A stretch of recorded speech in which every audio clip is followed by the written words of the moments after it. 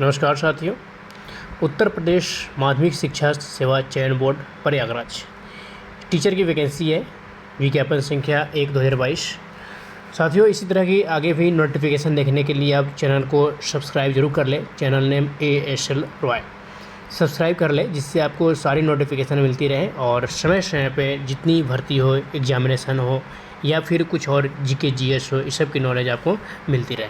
तो आइए हम देखते हैं उत्तर प्रदेश में TGT और PGT यानी TGT ट्रेंड ग्रेजुएट टीचर और PGT पोस्ट ग्रेजुएट टीचर की दोनों की वैकेंसी आई है।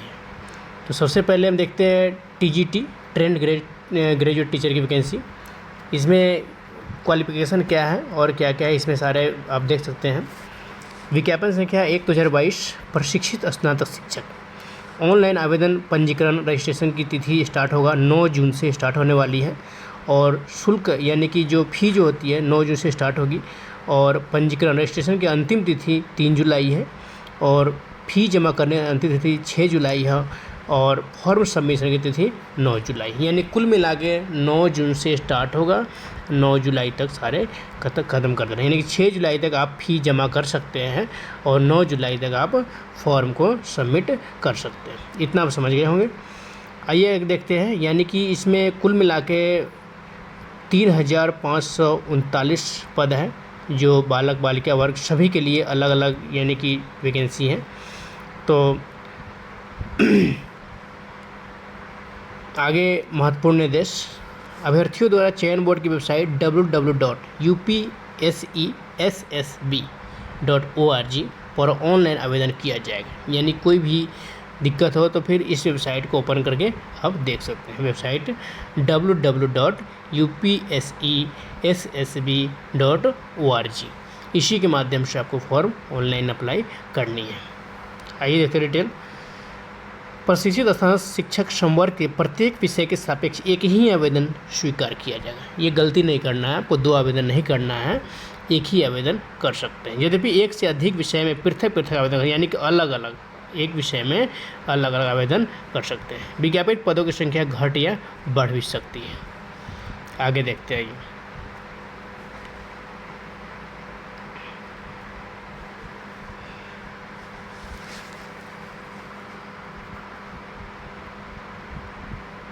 किसी भी आरक्षण का लाभ उत्तर प्रदेश के निवासी के लिए ही मान्य है। यानी कि यूपी के लोग हैं जो उनको आरक्षण के, उन्हीं के लिए मान्य होगा।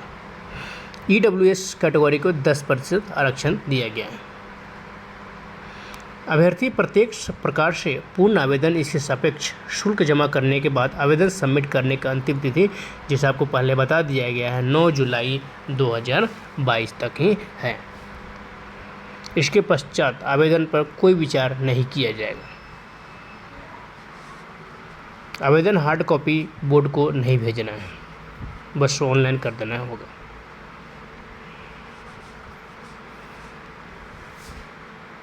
आवेदन करने में किसी प्रकार की कठिनाई हो तो आप प्रातः 10 बजे से शाम के 5 बजे तक इन दिए गए नंबरों पे कांटेक्ट कर सकते हैं।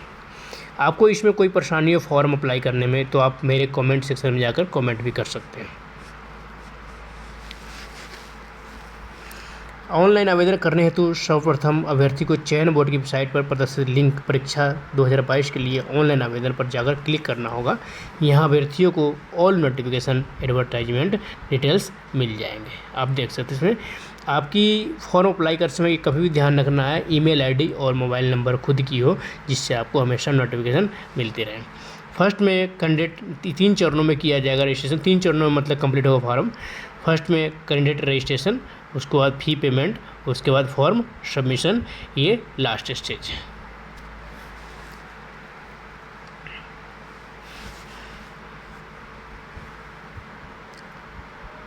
सारी डिटेल दी गई है, आप इसे पढ़ें और देखें।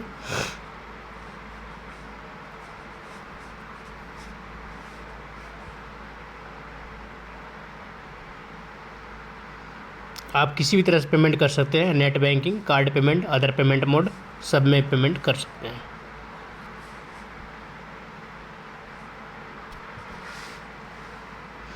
अब आते हैं आवेदन शुल्क श्रेणीवार निर्धारित शुल्क के अनुसार, यानी अनारक्षित जनरल वालों को जनरल के लिए आवेदन शुल्क 700 रुपये, ऑनलाइन प्रक्रिया शुल्क 50 रुपये, कुल 750 रुपये ली जाएगी। EWS वालों को 400 रुपये, ऑनलाइन प्रक्रिया शुल्क 50 रुपये, कुल 450 रुपये। OBC के लिए 700, यानी कि OBC और जनरल के लिए सेम है 750 रुपये। अनुसूचित जाति के लिए 450 और अनुसूचित जनजाति के लिए 250 रुपये।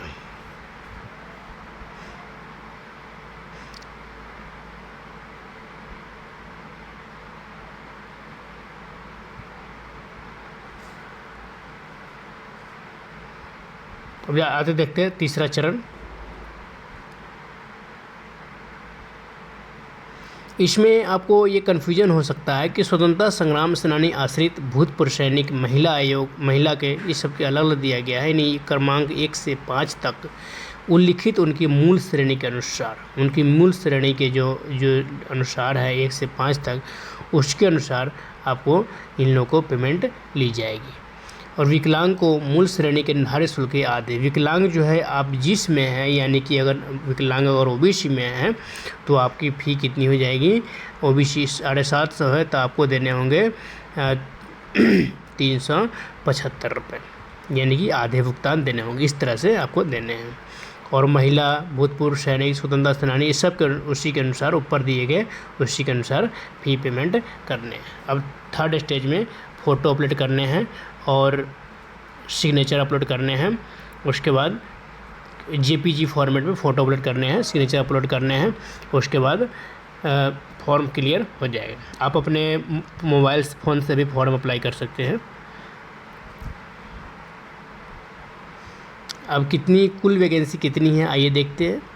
विज्ञापन संख्या 1/2022 द्वारा विज्ञप्ति प्रशिक्षित स्नातक शिक्षक के रिक्त कुल 3,539 पदों के सापेक्ष सहायता प्राप्त अशासकीय माध्यमिक विद्यालयों द्वारा चयन बोर्ड को प्रशिक्षित अध्याचनों का विषयवार, वर्गवार, बालक बालिका, आरक्षित व अनारक्षित श्रेणी संख्या 1 में विहित है। यानी कुल मिलाकर 3,539 पोस्ट है। आयु सीमा कुल 21 वर्ष से कम न होना चाहिए, 21 वर्ष चाहिए। 1 जुलाई 2022 को।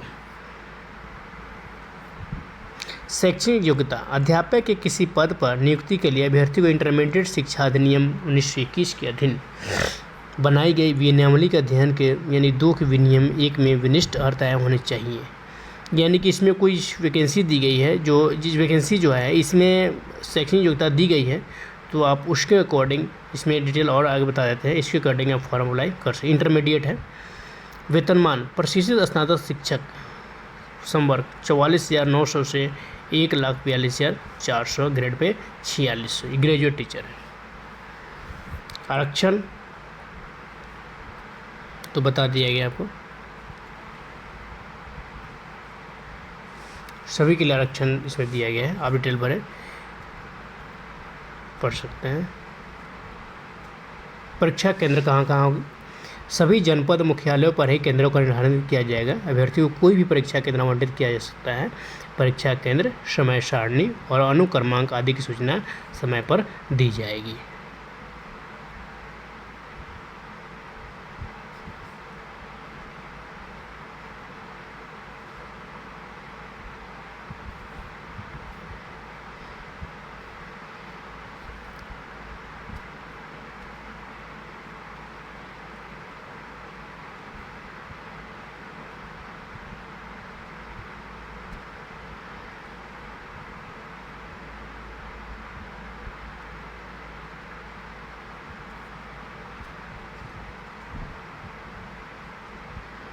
आवेदन से पूर्व अभ्यर्थियों हेतु विशेष निर्देश, आवेदन करने से पहले आपको ये विशेष निर्देश को आपको पढ़ना चाहिए।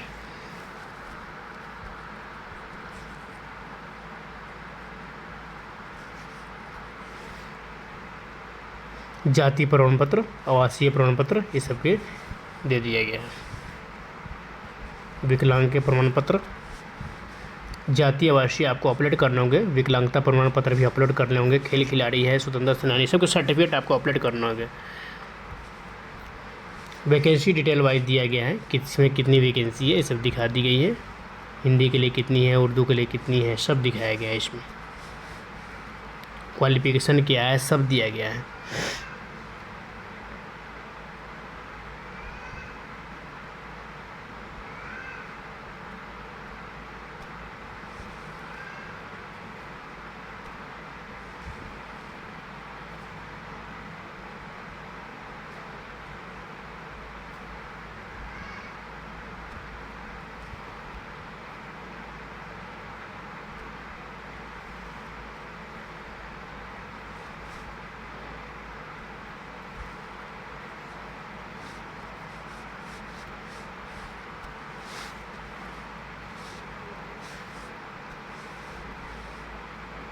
ये सब नियम कानून है, इसमें कुछ ज़्यादा ये नहीं है।